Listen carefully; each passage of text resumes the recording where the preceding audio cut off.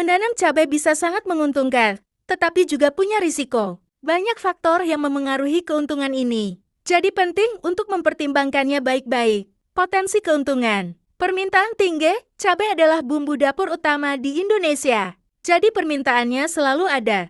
Ini berarti pasar untuk produk cabai Anda sudah jelas. Harga jual relatif stabil terkadang fluktuasi. Meskipun ada fluktuasi musiman atau akibat panen melimpah, harga cabai cenderung cukup baik, terutama saat pasokan terbatas. Panen berulang, tanaman. Cabai bisa dipanen berkali-kali dalam satu musim tanam jika dirawat dengan baik, sehingga memberikan pemasukan berkelanjutan. Beragam pilihan penjualan. Anda bisa menjual cabai segar langsung ke pasar, ke pengepul, ke restoran, atau bahkan mengolahnya menjadi produk turunan sambal. Bubuk cabai untuk nilai tambah.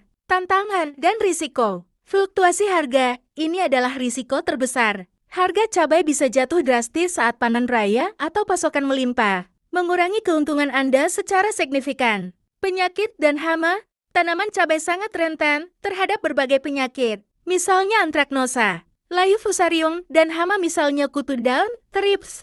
Serangan parah bisa menyebabkan gagal panen. Perubahan iklim, cuaca ekstrem, seperti hujan berlebihan atau kekeringan panjang, bisa merusak tanaman dan mengurangi hasil panen. Biaya produksi, biaya awal untuk bibit, pupuk, pestisida, tenaga kerja, dan pengairan bisa cukup besar. Anda perlu memperhitungkan ini dengan cermat, pengetahuan, dan keterampilan. Berkebun cabai membutuhkan pengetahuan tentang cara menanam yang benar, mengendalikan hama atau penyakit, dan memanen secara optimal. Tips untuk meningkatkan keuntungan. Pilih varietas yang tepat. Sesuaikan varietas cabai dengan kondisi iklim dan tanah di daerah Anda, serta permintaan pasar. Manajemen hama dan penyakit yang baik. Terapkan praktik pertanian yang baik JAP. Dan pantau tanaman secara rutin untuk mendeteksi masalah lebih awal. Pemanfaatan teknologi.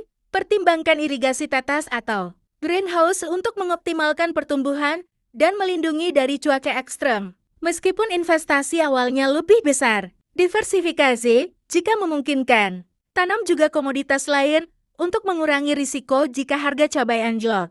Jaringan pemasaran, bangun hubungan baik dengan pembeli atau cari tahu. Saluran penjualan terbaik untuk mendapatkan harga tertinggi. Pertimbangkan pengolahan jika harga cabai segar sedang rendah.